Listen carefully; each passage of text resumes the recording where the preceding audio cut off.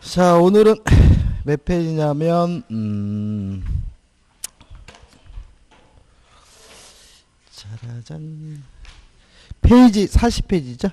페이지 40페이지에 적중 사례 예상 문제입니다. 1번은 전형적인 진이 아닌 의사표시 하나 사례예요. 잠깐 보면 이런 거거든요. 갑이 을과 만나서 증여하겠다 하면서 갑이 을에게 이전 등기를 해줬는데 요 증여가 진이 아닌 의사표시, 비진이 표시예요. 일단 진이 아닌 의사표시는 원칙적으로 유효하기 때문에 을은 원칙적으로 소유권을 갖지만 다만 을이 알았거나 또는 알 수가 있었으면 무효이기 때문에 을은 뭐가 없죠? 소유권이 없죠. 근데 항상 조심할 것은 뭐냐면 딱 한 가지만 좋아하시면 돼요. 또는. 그죠? 그러니까 알아도 무효고 알 수 있어도 무효니까 우리 원칙에 따라서 소유권을 취득하려면 선이고 and 거기다가 뭐 해야 되죠?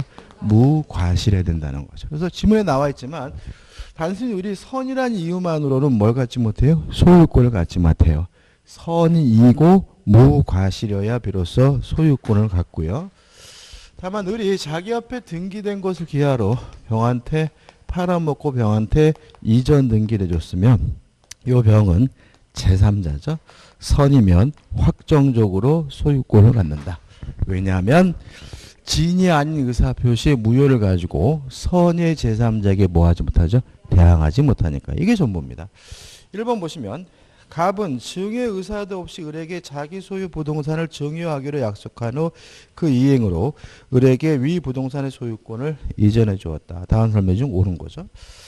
일단 1번은 무효입니다. X입니다. 왜냐하면 진이 아닌 의사표시 원칙이 뭐죠? 유효한 것이니까요. 그죠? 2번 항상 조심하셔야 되는데 을이 계약 체결 시 갑에게 증여 의사가 없음을 모르는 경우죠. 그러면 선이에요. 근데 원칙에 따라서 유효하려면 을은 모르는 것만으로는 부족해요. 선이이고 뭐 해야 돼요? 무과실까지. 따라서 모르는 경우에는 증여 계약은 유효함으로 X죠. 이런 형태 지문도 은근히 잘 내고 있으니까 조심하셔야 돼요.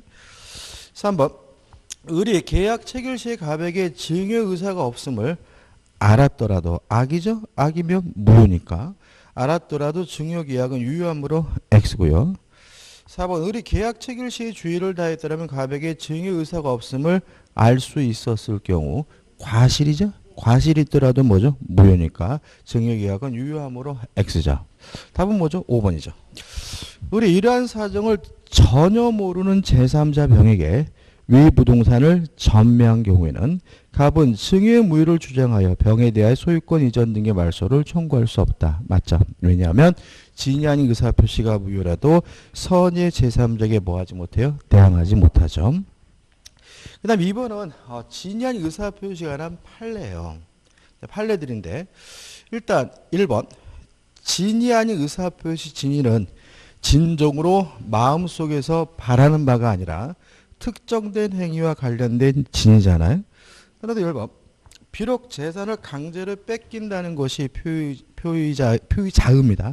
표의자의 본심으로 잠재되어 있었다 하여도 다시 말하면 진정으로 바라지 않았다 하여도 표의자가 강박에 의해서나마 증여를 하기로 하고 그에 따른 증여 의사 표시를 한 이상 증여의 내심의 효과가 결여된 것이라 할 수는 없다. 맞는 지문이고 따라서 강박이 있으면 강박을 이유로 취소할 수 있을지언정 이 자체가 뭐는 아니죠? 진이 아닌 의사 표시는 아니죠.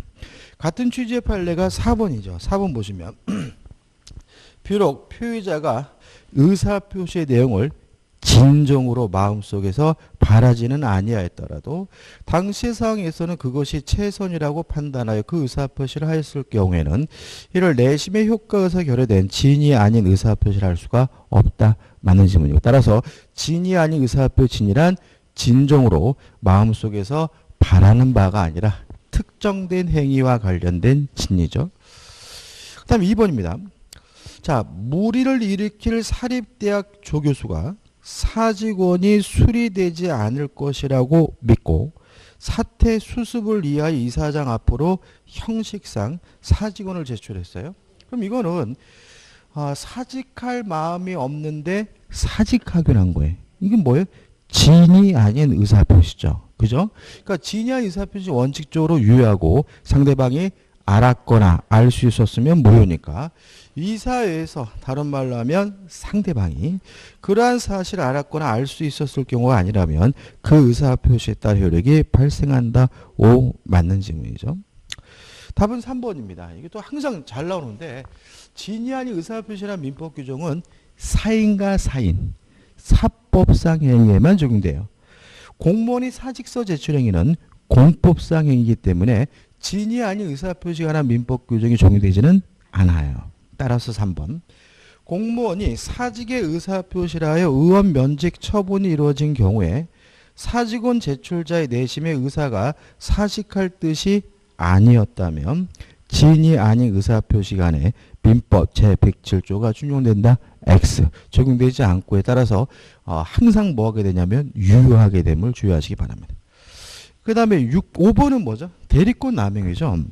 일단 대리권 남용에 대해서는 진이 아닌 의사표시가 난 민법 규정을 요초 적용해. 똑같아요. 따라서 원칙적으로 유효하지만 상대방이 알았거나 알 수 있었으면 무효고요. 다만 이 무효를 가지고 선의 제3자에게 뭐하지 못해요? 대항하지 못한다까지 똑같아요. 따라서 5번. 계약이 대리인에 의하여 체결된 경우 그 대리인의 진위가 본인의 이익이나 의사에 반하여 자기 또는 제3자의 이익을 위한 것 이렇게 대리인을 본인을 위한 것이 아니라 자기 또는 제3자의 이익을 위한 경우로 우리가 대리권 남용이라고 하고요. 상대방이 그 사정을 알 수 있었다면 본인은 아무런 계약상 책임을 지지 않는다. 맞죠? 왜요? 상대방이 알았거나 알 수 있었으면 무효니까요. 답은 3번이네. 자, 넘겨서 3번입니다. 진의한 의사표시 하나 설명으로 옳지 않은 것은이죠. 1번. 사인의 공법행위.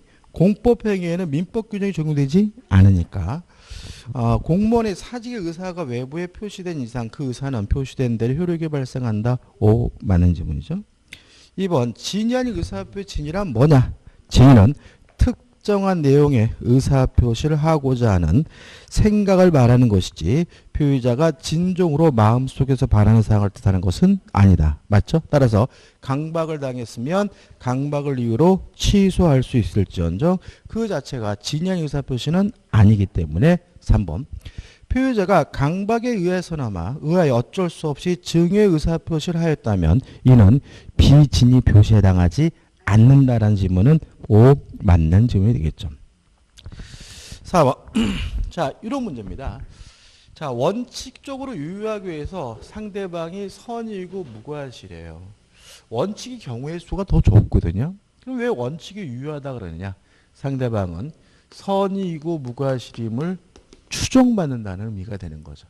따라서 을은 자신이 선의이고 무과실임을 입증하는 것이 아니라 갑이 을의 악의 또는 과실을 뭘 해야 돼요? 입증을 해야 되는 거죠. 따라서 입증은 누가 하는 거냐면 무효임을 주장하는 사람이 입증해야 되기 때문에 4번.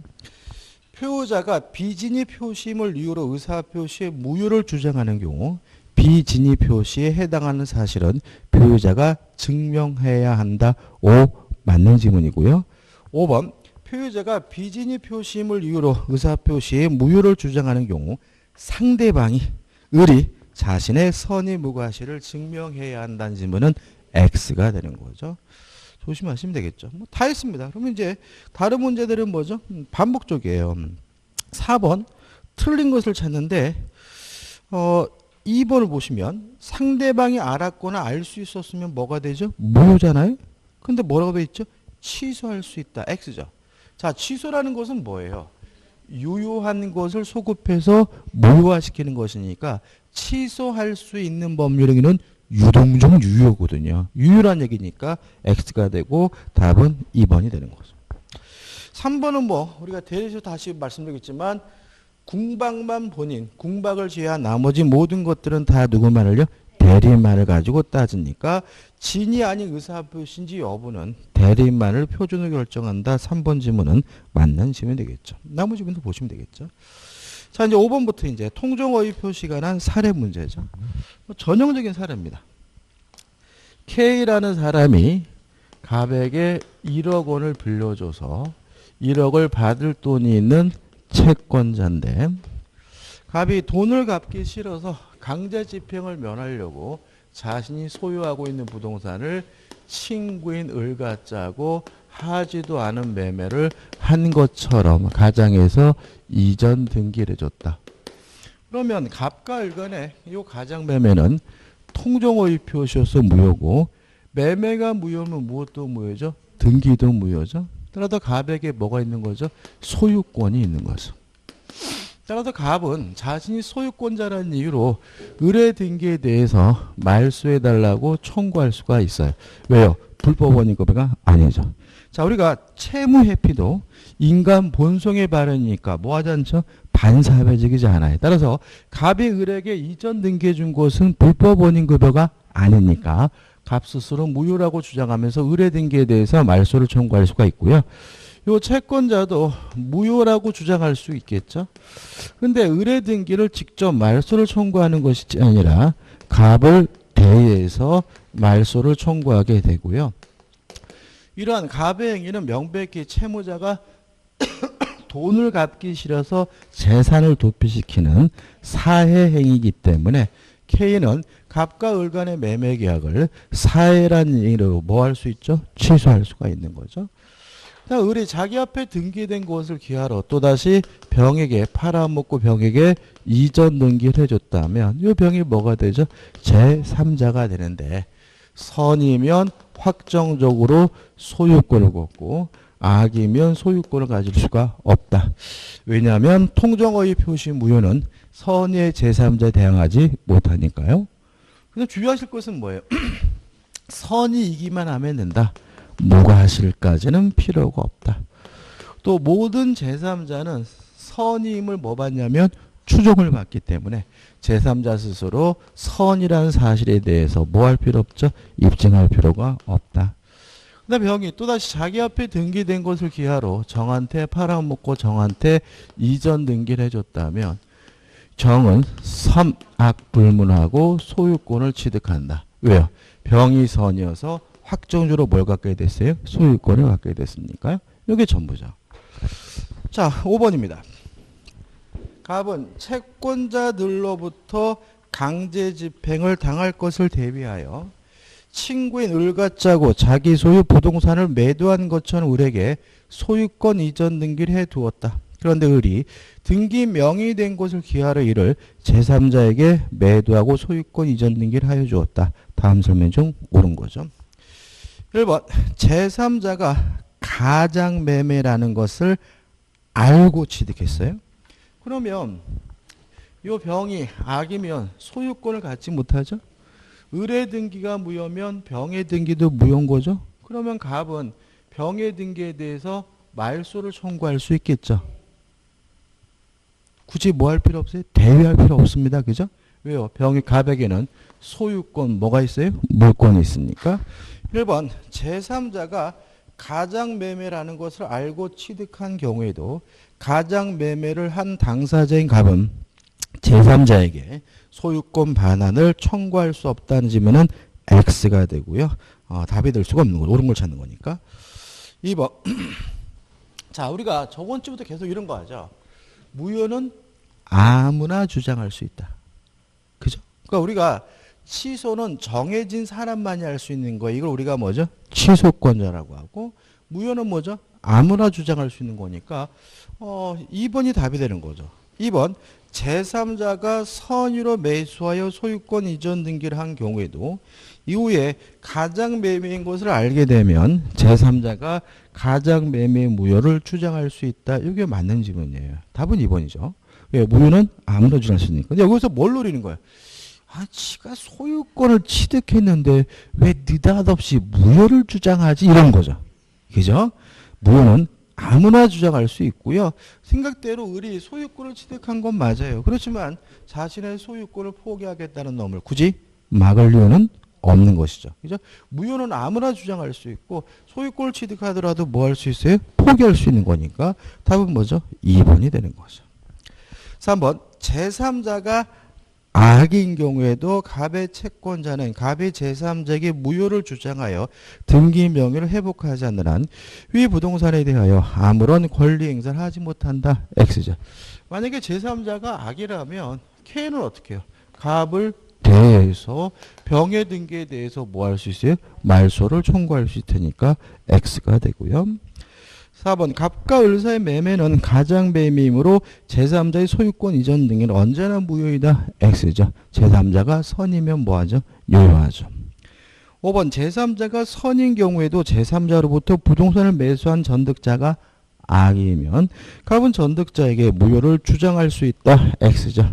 병이 선이어서 확정적으로 소유권을 취득했다면 이 정은 선악 불문하고 소유권을 갖는 거예요. 그래서 실제로 통정허위 표시에 대해서 독립적인 문제를 낸다면 요 기본 사례를 가지고 조금씩 뭐 하는 거예요? 변형을 하는 거죠. 그러니까 이거를 일일이 막 외우려고 하지 마시고 논리를 뭐 하시면 돼요? 쫓아오시면 돼요. 그래서 문제를 제가 많이 넣어놨어요.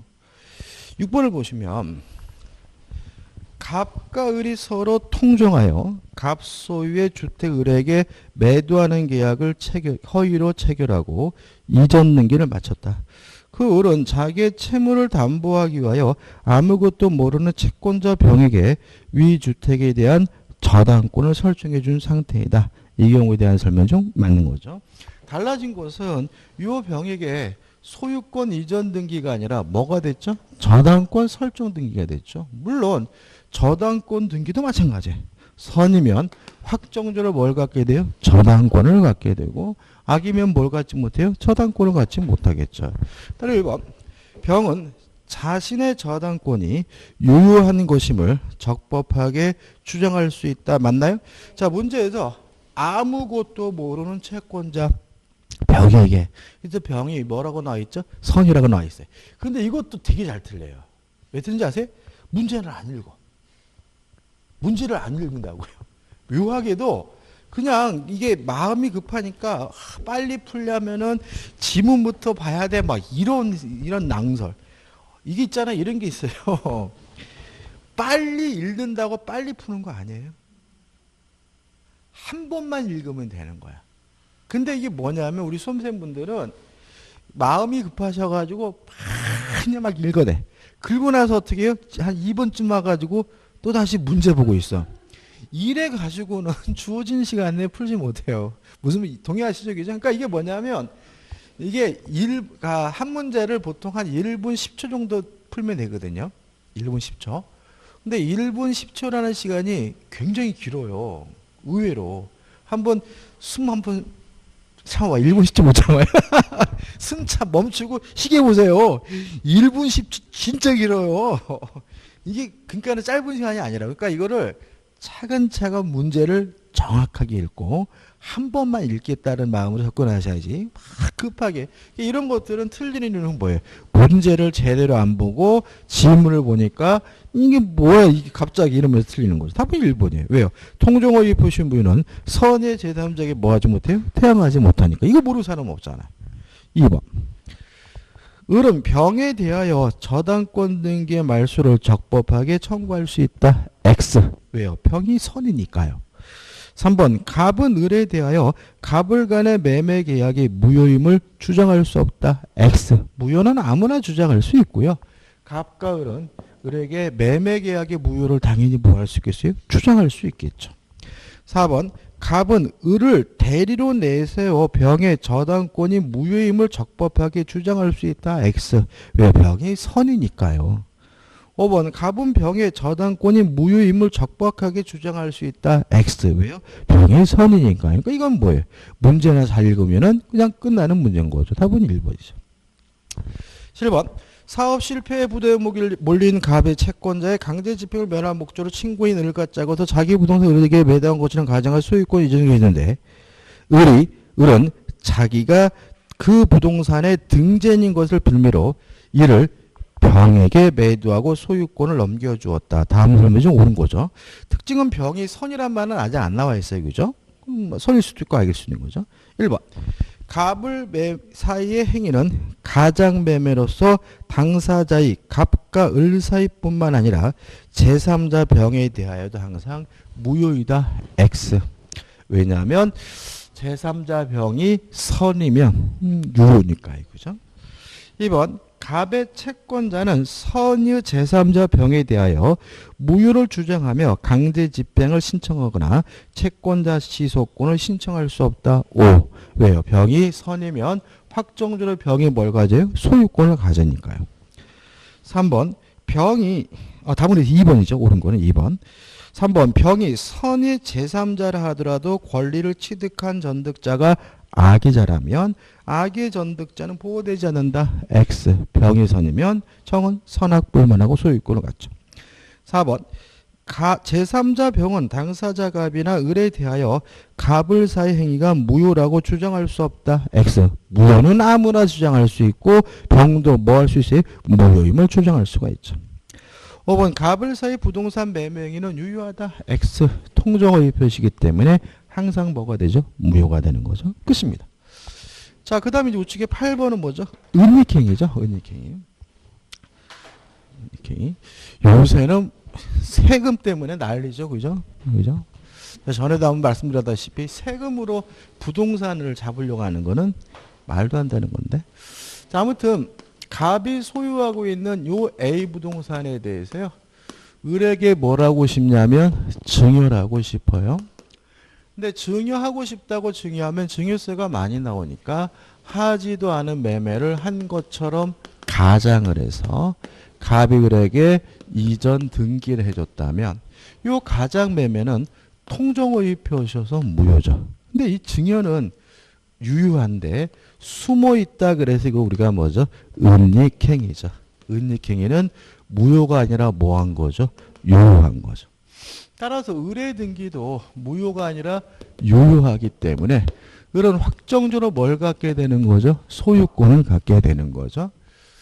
근데 을이 자기 앞에 등기된 곳을 기하로 또다시 병한테 팔아먹고 병한테 이전 등기를 해주면 지가 바라본 거죠. 따라서 이때 병은 선이든 악이든 묻지 않고 항상 뭘 갖게 돼요? 소유권을 갖게 된다. 왜냐하면 을의 등기가 유효하다. 을은 확정적으로 뭘 갖게 됐어요? 소유권을 갖게 됐으니까요. 끝이죠. 자, 8번입니다. 갑은 을에게 자신의 토지를 증여하기로 합의하였다. 그러나 세금 문제를 염려하여 갑과 을은 마치 매도하는 것처럼 계약서를 꾸며서 이전 등기를 하였다. 후대 을은 병에게 그 토지를 매도하고 이전 등기를 하였다. 다음 설명 중 틀린 거죠. 1번. 갑과 을 사이의 증여 계약은 유효하지만 매매 계약은 무효이다. 정확히 맞죠. 그죠? 따라서 2번. 을명의 등기는 효력이 있다. 유효하고요. 3번. 갑은 악의 병을 상대로 그 명의 등기 말소를 청구할 수 없다. 왜요? 병은 선악 불문하고 뭘 가져요? 소유권을 가지니까요. 따라서 4번. 갑은 을을 대의하여 악의 병을 상대로 등기 말소를 청구할 수 있다. X. 답은 4번이지. 이유는 병은 선악 불문하고 뭐가 있습니까? 소유권을 가지니까. 따라서 5번. 을은 병을 상대로 그 명의 등기 말소를 청구할 수 없다는 맞는 질문이죠. 답은 4번입니다. 9번입니다. 똑같은 문제죠. 27의 문제인데 갑은 자신의 부동산에 가여 을과 통정하여 허위의 매매 계약에 따라 소유권 이전을 을에게 해주었다. 그 을은 이러한 사정을 뭐죠? 모르는 병이죠. 모르는 병과 위 부동산에 대한 매매 계약을 체결해 그에게 소유권 이전을 해주었다. 다음 설명은 틀린 거죠. 이건 답만 보면 되겠죠. 5번. 병이 선이이더라도 과실이 있으면 소유권을 취득하지 못한다. X.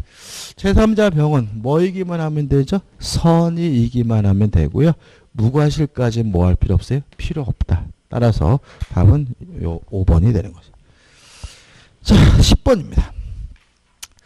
갑은 자신의 엑스트를 을에게 증여하고 세금을 아끼기 위해 이를 매매로 가정하여 을명의로 소유권 이전 등기를 마쳤다. 그 을은 엑스토를 병에게 매도하고 소유권 이전 등기를 마쳤다. 다음 설명 중 옳은 것을 모두 고른 것은 자 보시면 일단 은닉행위죠. 결론은 간단해요. 매매는 무효지만 증여는 유효하고 을은 소유권을 확정적으로 취득하기 때문에 병은 선악불문하고 소유권을 갖는다죠. 따라서 옳은 것은 기억. 갑과 을 사이의 매매 계약은 무효입니다.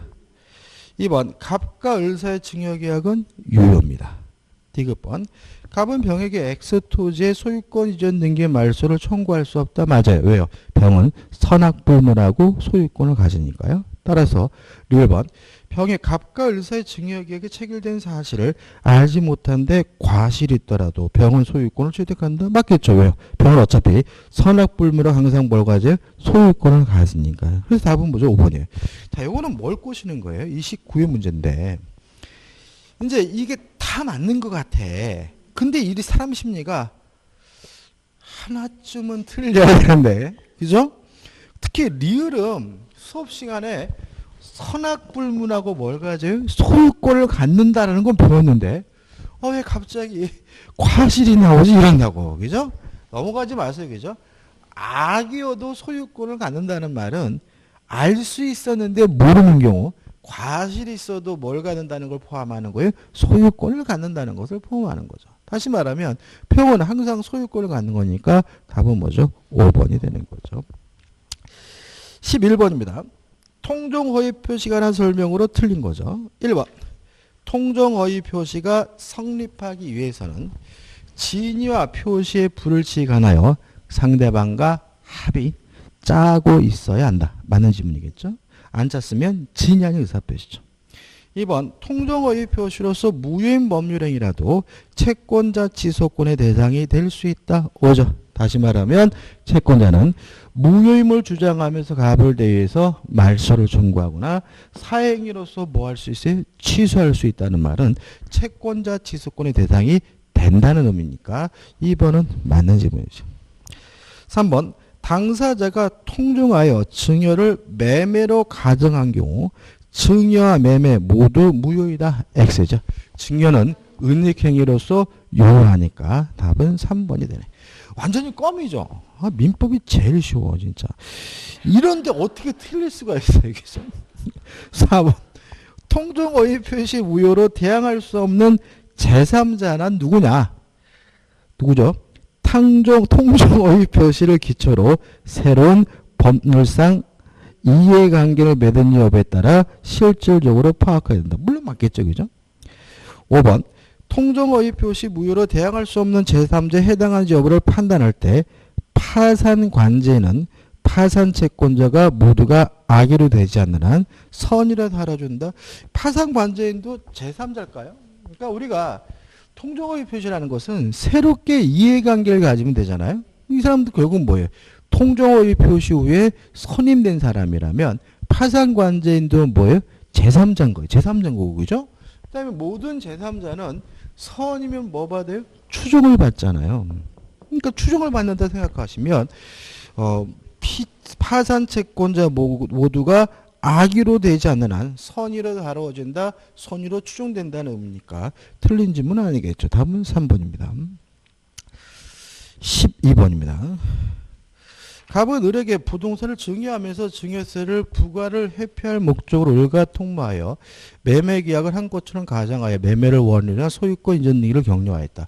이러한 사정을 모르는 병은 을로부터 위 부동산을 매수하여 정에게 전매하였다. 저건 이러한 사정을 잘 알고 있어. 다음 질문이 틀린 거죠. 뭐 이건 뭐 문제 풀을 필요 없어요. 그러니까 은닉행위잖아요. 은닉행위니까 이 병도 선악불문하고 뭘 가지? 소유권을 갖고. 물론 정도 어떻습니까? 선악불문하고 뭘 갖습니까? 소유권을 갖겠죠. 다시 말하면 을이 확정적으로 뭘 갖게 됐어요? 소유권을 갖게 됐으니까요. 따라서 4번 보시면 만약 병이 악이었다면 병은 위 부동산의 소유권을 취득할 수 없다는 지문은 X고요. 답은 뭐죠? 4번이 되는 거죠. 조금 세금세금 하니까 요새 이혼이 늘어날 가능성이 많아졌죠. 그러니까 웃을 일이 아니야. 그러니까 예를 들어가지고 부부가 어떻습니까? 남편 이름으로 아파트가 두 채 있어요. 그죠? 근데 양도세 계산해 보니까 한 1억을 내야 된단 말이죠. 그죠? 그러면 어떤 방법이 생겨요? 이혼을 하면서 부인이 재산 분할 청구를 하고요. 재산 분할 청구라면 소유권 넘겨받을 세금 안 냅니다. 그러니까 증여받는 게 아니라 뭐예요? 재산분 내고 받는 거니까. 그러면 이제 어떻게 해요? 남편과 와이프 이름으로 세금 안 내고 뭐죠? 등기 명의를 한 다음에 이혼했으니까 이제 한 가구가 아니죠. 그죠? 그러면 아파트를 밟으면 양도세를 뭐 할 수 있어요? 절약할 수가 있는 거죠. 국가가 이혼을 뭐 하고 있습니까? 조장하고 있습니다. 아유, 이게 진짜로 아니야, 이런 건. 실제로 저는 진짜 불만 많아요. 우리나라 지금 아파트는요, 냅두면 되는 거예요. 냅두면 되는 거야. 그러면은 그냥 떨어지게 돼 있어요. 왜냐하면은 이미 아파트가 너무 많아. 근데 이거를 자꾸 규제라고 막 이렇게 묶어두니까 실제로 뭐예요? 이거 오르는 거죠. 그러니까 이게 진짜 아유, 데모가 아니라 이민 가고 싶어. 13번. 참고로 저는 1가구 2주택 아닙니다. 제가 1가구 2주택은 아니에요, 제가. 그러니까는 뭐 그거에 대해서 직접 세금을 내야 될 사람은 아닌데 그래도 아닌 것 같아. 13번입니다. 가보 매매 대상 토지 중 20에서 30평 가량만 도리에 편입될 것이라는 중개인의 말을 믿고 주택을 신축을 위하여 을소수의 토지를 매수하였고 그와 같은 사정의 계약 체결 과정에 현출되어 을도 이를 알고 있었는데 실제로는 전체 면적의 30%에 해당하는 197평의 도리에 편입된 것으로 밝혀졌어요. 이 경우 법률관의 설문 중 부적절한 거죠. 자, 일단 생각해 보자고요. 이 사람이 지금 이 토지를 사게 된 동기가 뭐냐면 20에서 30평가량만 도리에 편입될 것이라 믿었잖아요. 근데 실제로는 뭐예요? 197평이니까 토지를 매수하게 된 뭐의 착오죠? 동기의 착오가 있는 거죠. 자, 동기의 착오는 항상 취소할 수 있는 것이 아니라 그 동기가 표시가 되거나 아니면 유발된 경우에 취소할 수가 있는데 문제에서 뭐라고 나왔죠? 계약 체결 과정에 현출되어라는 말이 나왔죠. 이게 뭐예요? 동기가 표시가 됐다는 얘기죠. 그 다음에 무조건 착오를 이유로 뭐 할 수 있는 것은 아니에요? 취소할 수 있는 건 아니에요. 자, 이것이 뭐여야 돼요? 중요 부분이어야 되거든요. 근데 중요 부분이 되기 위해선 반드시 뭐가 있어야 돼요? 경제적 불이익이 존재해야 돼요. 존재하나요? 황장하죠, 그죠? 그렇지 않습니까? 20평에서 30평인 줄 알았더니 세상에 뭐 200평 가까이가 편입되면 아마 부부싸움 엄청 했을 거예요. 아무튼 뭐죠? 경제적 불이익이 뭐죠? 존재하는 거죠. 그 다음에 또 뭐가 없어야 돼요? 중대한 과실이 없어야죠. 중대한 과실이 없다면 착오를 이유로 뭐 할 수 있어요? 취소할 수 있는 거예요. 자, 그러면 1번. 동계착오가 주로 문제된다. 맞죠? 2번. 매매 대상 토지 중 20에서 30평 가량만 도리에 편입될 것이라는 중개의 말을 믿고 주택을 신축 위하여 토지를 매수하였는데 실제로는 전체 면적이 약 30%에 해당하는 197평이 도리에 편입된 경우 이는 법률행위 내용의 중요 부분에 착오를 할 수 있다. 왜요? 경제적 불이익이 존재하니까. 3번. 동계착오를 취소하려면 표시가 되거나 아니면 유발돼야 되죠. 따라서 3번. 위 사안에서 매수인의 동기는 당의 의사표시의 내용을 삼을고 상대방에게 표시되고 왜요? 과정에서 현출되는 말이죠. 의사표시상 법률의 내용으로 되어 있다고 볼 수 있다. 오, 맞는 점이 되겠죠. 4번. 위 사안에서 매수인 갑이 당시 정육점을 운영하고 있고 편입 부분에 관하여 중개인들의 말을 믿고 착오에 빠졌다면 특별한 사정이 없는 한 위 착오는 갑의 중대한 과실에 기인한 것이라 볼 수 없다. 맞나요? 맞죠. 자, 여기서 좀 보시면 이런 거죠. 중대한 과실이 없다야 착오를 이유로 취소할 수 있다는 말은 과실이 존재하더라도 착오를 이유로 뭐 하는 것이에요? 취소하는 것이 가능한데 단순한 과실이 아니라 중과실이 존재하는 경우에는 원칙적으로 착오를 이유로 뭐 할 수 없어요? 취소할 수 없는 거죠. 제가 어떻게 구별한다 그랬어요? 이렇게 구별하는 거죠. 아무런 이유도 없이 무작정 확인을 안 했다면 그것은 뭐예요? 중대한 과실이다. 이렇게 하는 거예요. 누군가를 신뢰했기 때문에 믿었기 때문에 확인을 안 했다면 그것은 뭐예요? 과실이. 아유 죄송합니다.